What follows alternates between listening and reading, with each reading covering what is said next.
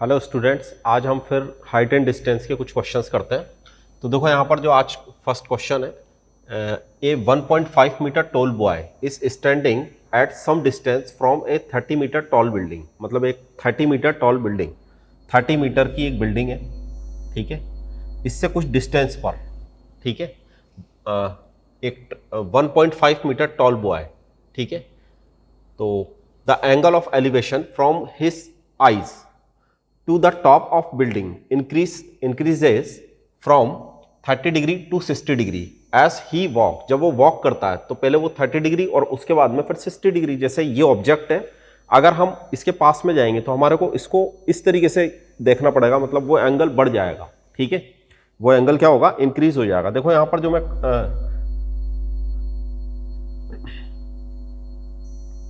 इसका डायग्राम बनाएंगे, ठीक है। ये आपके पास में 30 मीटर टॉल बिल्डिंग है, क्लियर। इसको अपन थोड़ा सा और ऊपर तक ले लेते हैं। ये जो हाइट है ये है आपके पास में 1.5 मीटर, ठीक है। अब देखो ये वाला क्वेश्चन क्या है, यहां पर हम आइस से मेजरमेंट कर रहे हैं। मतलब ये वाली जो हाइट है, मोस्ट ऑफ क्वेश्चन में हम इस हाइट को क्या करते हैं, नेगलेक्ट कर देते हैं। लेकिन यहां पर चूंकि आपको गिवन है कि इसकी हाइट, इस बॉय की हाइट यहां पर कितनी है, 1.5 मीटर है, ठीक है। As he walk toward the building find the distance he walk toward the building. मतलब अब देखो यहां पर ये इस बिल्डिंग के टॉप से, ठीक है, और फिर जब ये वॉक करता है तो सपोज एक पॉइंट आपका ये है, एक पॉइंट आपका ये है, तो जब वॉक करता है तो यहां पर एक जगह पर आपको मिलेगा 30 डिग्री एंगल और यहां पर आपको मिलेगा 60 डिग्री एंगल। यहां पर कितना एंगल मिल रहा है, 30 डिग्री, ठीक है। ऐसा ही ज्यूम करेंगे। ये जो आपके पास में बिल्डिंग है इसकी हाइट है आपके पास में 30 मीटर, टोटल हाइट है। लेकिन अब चूंकि हमारे को इस बॉय की हाइट भी यहां पर गिवन है, 1.5 मीटर इसकी हाइट गिवन है, तो मुझे यहां से लेकर के यहां तक, अब इसको अपन कुछ नंबरिंग देना स्टार्ट कर देते हैं, ठीक है। ए बी सी डी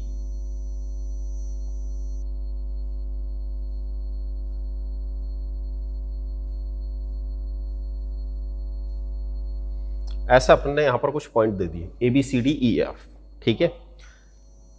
क्वेश्चन पढ़ने के बाद में इस तरह का एक हमने डायग्राम बनाया। यहां पर 1.5 मीटर इस बॉय की हाइट आपको गिवन है, तो जो मेजरमेंट हम कर रहे हैं इसकी आइस से कर रहे हैं, क्लियर। इसीलिए मुझे ये जो टोटल हाइट है, बिल्डिंग की जो हाइट है उसमें से, मतलब मुझे बी से लेकर के अगर ए तक की डिस्टेंस यहां पर फाइंड आउट करनी है, ए से लेकर के अगर मुझे बी तक की यहां पर डिस्टेंस फाइंड आउट करनी है, तो मुझे ए से लेकर के सी की जो डिस्टेंस है 30, उसमें से माइनस करना पड़ेगा बी से लेकर के सी तक की डिस्टेंस। ये वाली जो डिस्टेंस है ये बी से लेकर के सी, मतलब जो हाइट है बॉय की, ठीक है, उसको हमने यहां पर माइनस करके देखा तो देखो कितना मिलता है हमारे को, 30 माइनस 1.5 मीटर, ठीक है। कितना मिलेगा ये, 28.5 मीटर, क्लियर। यहां तक बात क्लियर हुई। देखो सबसे पहला काम यहां पर क्या होता है, कुछ एज्यूम करते हैं, सब कुछ लिखना होता है यहां पर। Let A C B the height of building, A C B the height, और ए सी की वैल्यू हमारे को यहां पर 30 मीटर गिवन है। And E D height of boy, boy की जो हाइट है यहां पर 1.5 मीटर, ठीक है। ये हमने यहां पर सब कुछ एज्यूम कर लिया। फिर हमने यहां पर ये वाले दो एंगल बताए। अब मैं इस क्वेश्चन को यहां पर डायरेक्टली सॉल्व कर रहा हूं। ये सब कुछ तो हमारे को लिखना ही है। इसके अलावा देखो यहां पर और क्या क्या होता है, इन ट्राइंगल। अब मैं यहां पर सबसे पहले एक ट्राइंगल लेता हूं और वो अपन ट्राइंगल उठा लेते हैं। ये अपने पास में इस तरीके से भी लिख सकते हैं इसको, आप चाहें तो इसको 28.5, ठीक है।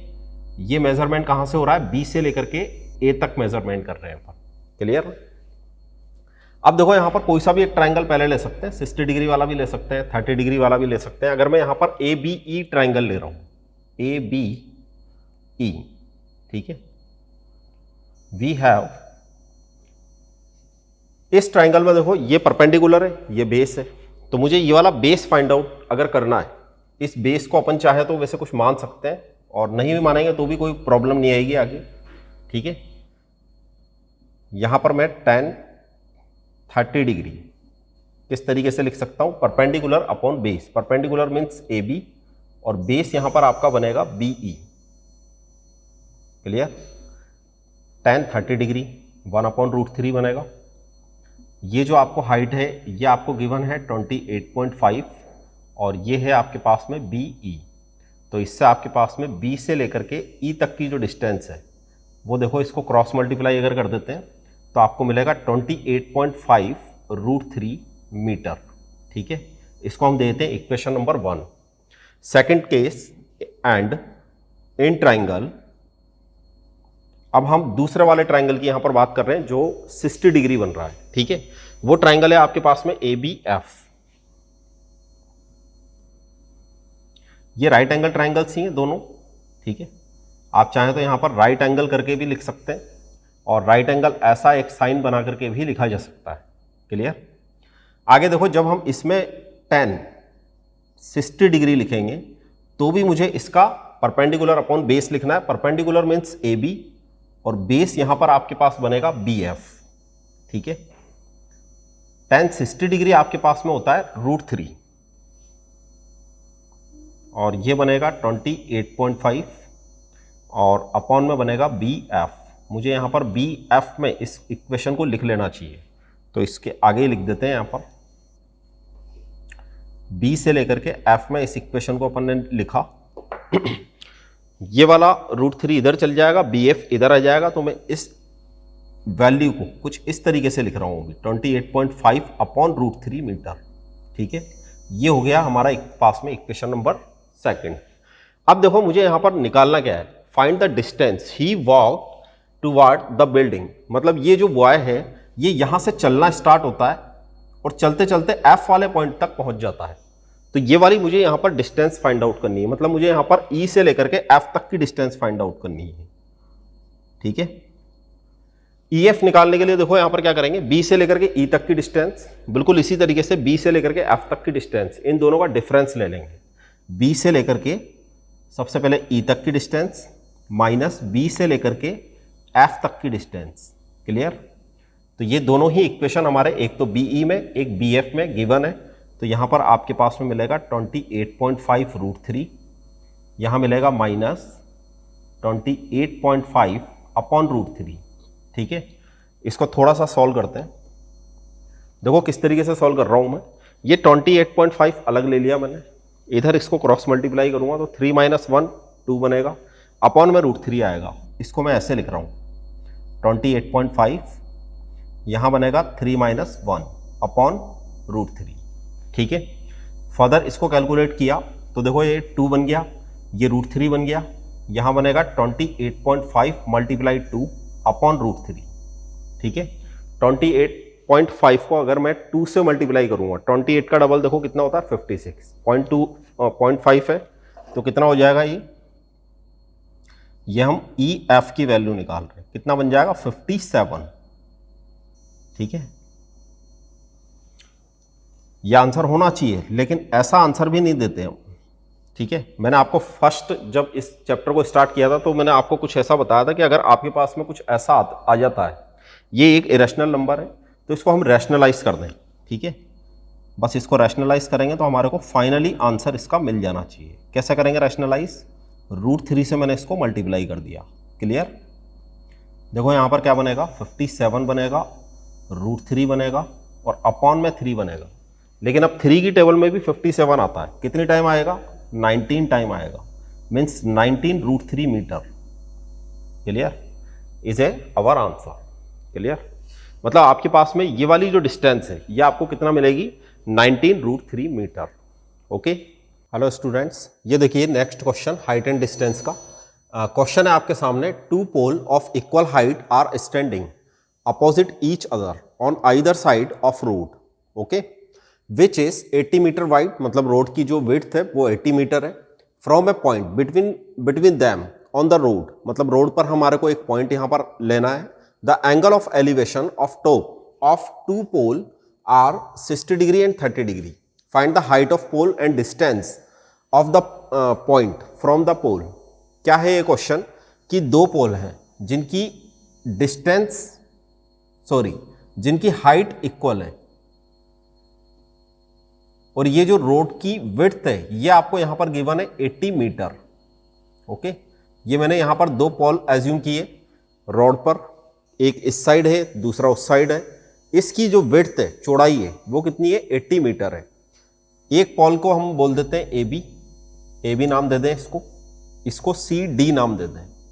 अब अकॉर्डिंग टू क्वेश्चन हमारे को कुछ ऐसा बोला गया कि इस रोड के बीच में कोई एक पॉइंट है, सपोज ये पॉइंट है आपके पास में E।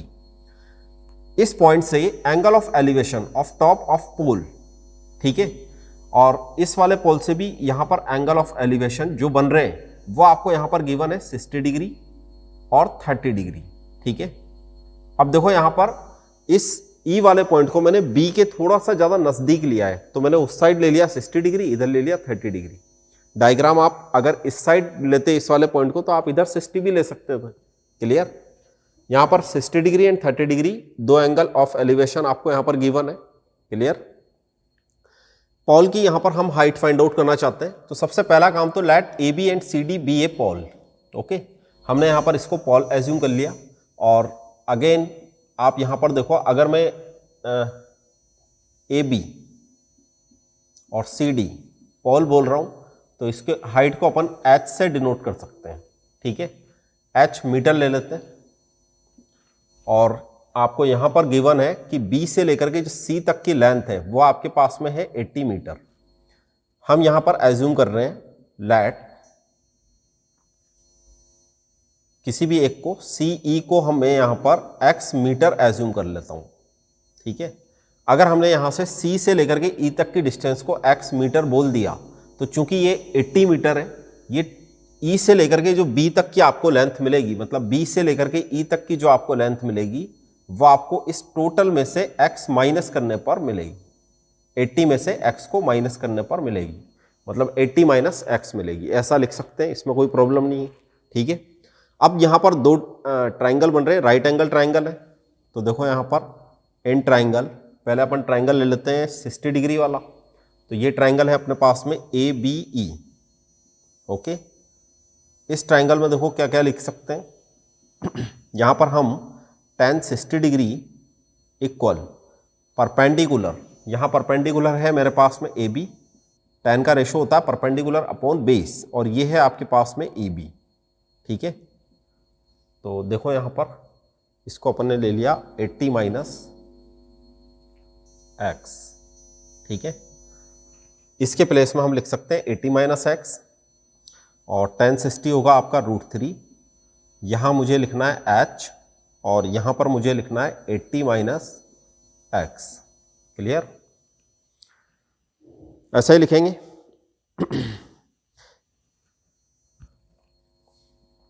थोड़ा सा इसको सॉल्व करें, H इक्वल क्रॉस मल्टीप्लाई करें तो ये बनेगा √380 माइनस √3x, ठीक है।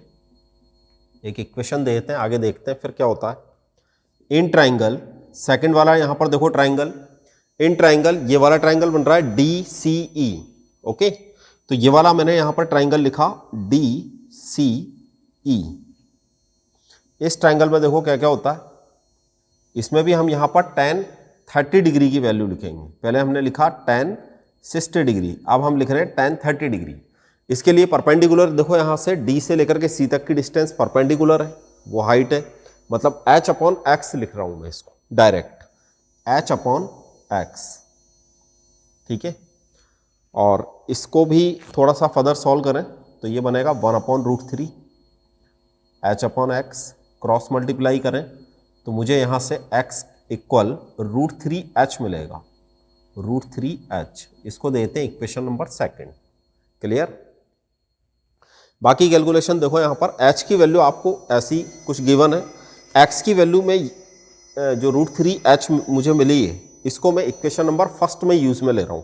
तो देखो यहां से अगली calculation from equation number 1 and 2, H equal आपके पास में बनेगा √3 मल्टीप्लाई 80, ओके, और माइनस √3, और X के प्लेस में हम यहां पर लिख सकते हैं √3H। क्लियर?